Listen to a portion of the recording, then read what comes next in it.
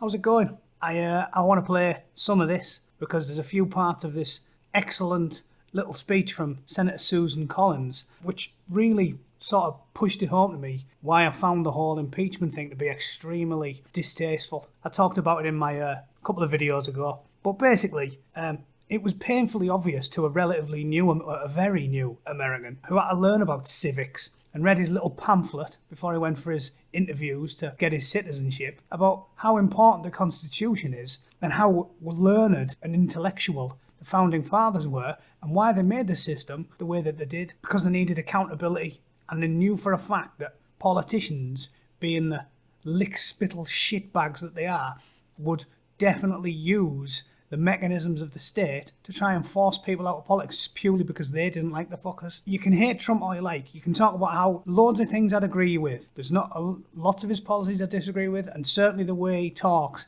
is not presidential. Like, the way he talks on Twitter is sort of like me, and I'm far too much of a cunt to be the president. So, use the C-bomb again. Sorry.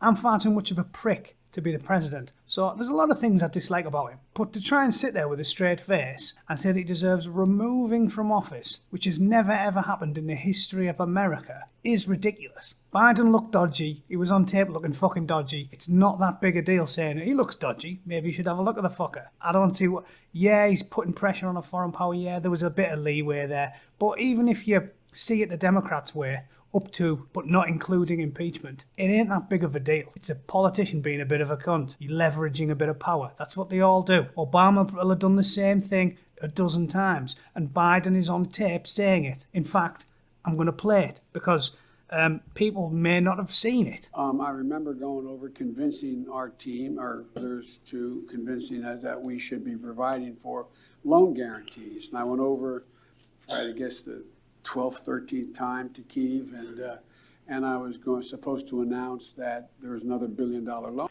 One thing I have to say, even though I'm an American now, I do feel like the British pronounce countries properly. Kyiv, like it's Kiev, right? Dynamo Kiev, chicken Kiev, fucking Kyiv. And it's not Moscow, and it's definitely not fucking Edinburgh. It's fucking Edinburgh. That does remind me, I actually was checking into a hotel and a woman asked me where I was from, and I said, Middlesbrough, and she went, Middleburg. I went, no, Middlesbrough. And she went, Middleburg. I went, fuck it, Middleburg. Loan guarantee. And I had gotten a commitment from Poroshenko and from Yatsenyuk that they would take action against the state prosecutor, and they didn't. So they said they were walking out to press conference. I said, no, I'm not going to, or we're not going to give you the $1 billion.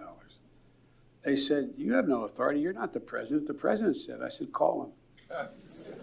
I said, I'm telling you, you're not getting the $1 billion.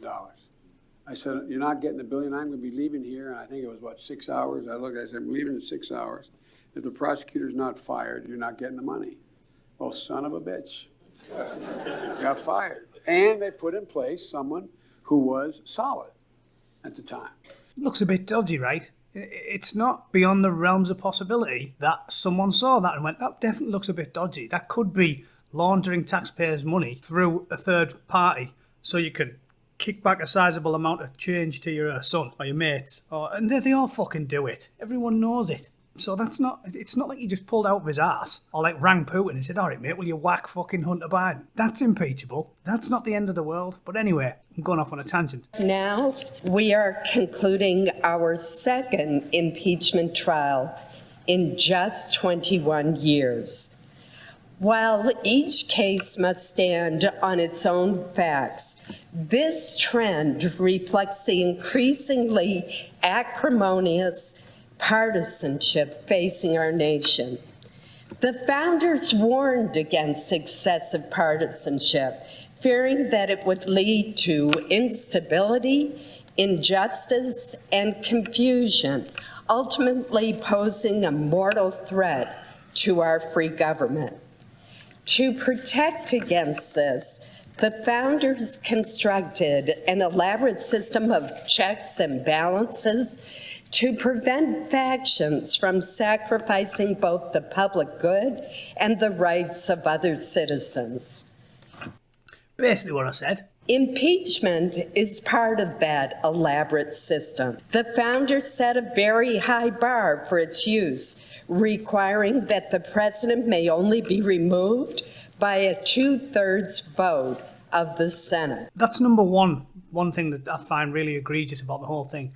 If they knew for a 100% fact the first day that they tried to force an impeachment that they definitely didn't reach the bar where 2/3 of the Senate are going to turn against Trump, why did they do it? It cost a shit ton of money. It wastes a shit ton of time when they should be doing a real job. And they must have known for a 100% fact that they weren't going to get 2/3 of the Senate. So the whole thing is fucking hubris from start to finish. They've wasted millions of taxpayers' money. Tens of millions, if you include the Mueller inquiry and everything else, when they were well aware before they even got started that they weren't going to get anywhere with it. So why the fuck did they do it? Because they think most people are low information voters and it looks good for them. That's why they did it. But I'm a fucking taxpayer now. I don't like people taking the piss out of me when I'm forced to pay income tax. Don't waste our money on shite, you bunch of cunts. The framers recognized that in removing a sitting president, we would be acting against not only the office holder, but also the voters who entrusted him with that position. Thus, the Senate must consider whether misconduct occurred, its nature, and the traumatic and disruptive impact that removing a duly elected president would have on our nation. In the trial of President Clinton, I argued that in order to convict, we must conclude from the evidence presented to us with no room for doubt that our Constitution will be injured and our democracy suffer should the president remain in office one moment more. The House managers adopted a similar threshold when they argued that President Trump's conduct is so dangerous that he must not remain in power one moment longer.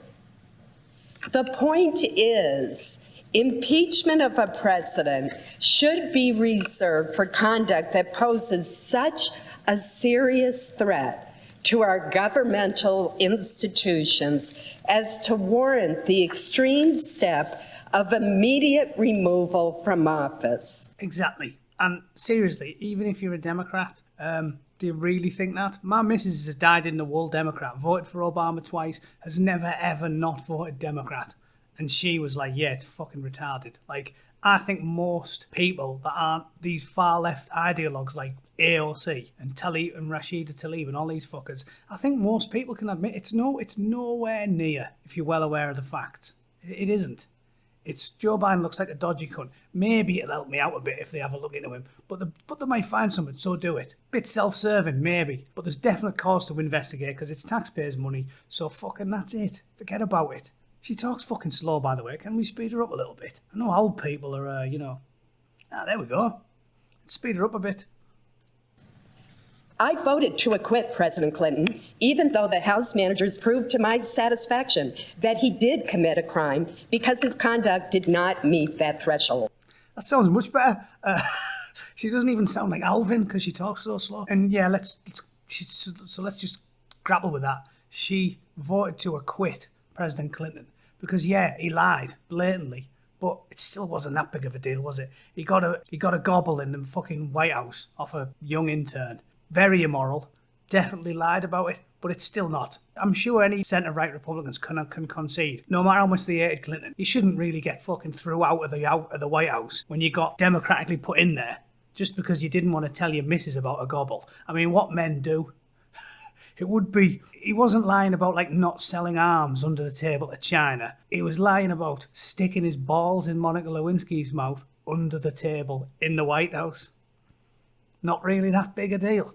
So Miss Collins there, who's obviously got some integrity, voted not to throw President Clinton out of the White House. And can anyone tell me with a straight face after watching Biden that this is way worse than that? And he should be the first president in American history ever, of all the shit that's gone on in this country, to be thrown out of office for that trifling crime? I think not. I will now discuss each of the articles. In its first article of impeachment against President Trump, the House asserts that the president abused the power of his presidency. While there are gaps in the record, some key facts are not disputed. It is clear from the July 25th, 2019 phone call between President Trump and Ukrainian President Zelensky that the investigation into the Biden's activities requested by President Trump was improper and demonstrated very poor judgment. There you go. Fair enough. Improper, bad judgment. I agree. There is conflicting evidence in the record about the president's motivation for this improper request. The House managers stated repeatedly that President Trump's actions were motivated solely for his own political gain in the 2020 campaign. Yet the president's attorneys argued that the president had sound public policy motivations, including a concern about widespread corruption in Ukraine. Regardless, it was wrong for President Trump to mention former Vice President Biden on that phone call, and it was wrong for him to ask a foreign country to investigate a political rival. The House Judiciary Committee identified in its...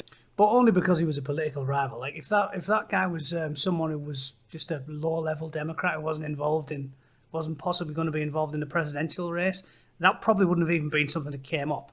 Like, no, there would have been no whistleblower. Report crimes that it believed the president committed. Article 1, however, does not even attempt to assert that the president committed a crime. I sought to reconcile this contradiction between the report and the articles in a question I posed to the House managers, but they failed to address that point in their response. While I do not believe that the conviction of a president requires a criminal act, the high bar for removal from office is perhaps even higher when the impeachment is for a difficult-to-define non-criminal act. In any event, the House did little to support its assertion in Article 1 that the president will remain a threat to national security and the Constitution if allowed to remain in office. As I concluded in the impeachment... A threat to national security, really? Just telling Zelensky to have a look at Biden because he looks fucking dodgy. Not really a threat to national security, is it? Sending him a fucking nuclear bomb in an Amazon Prime box, that might be a threat to national security. Trial of President Clinton. I do not believe that the House has met its burden of showing that the president's conduct, however flawed, warrants the extreme step of immediate removal from office. Nor does the record support the assertion by the House managers that the president must not remain in office one moment longer. The fact that the House delayed transmitting the articles of impeachment to the Senate for 33 days undercuts this argument. For all of the reasons I have discussed, I will vote to acquit on Article 1.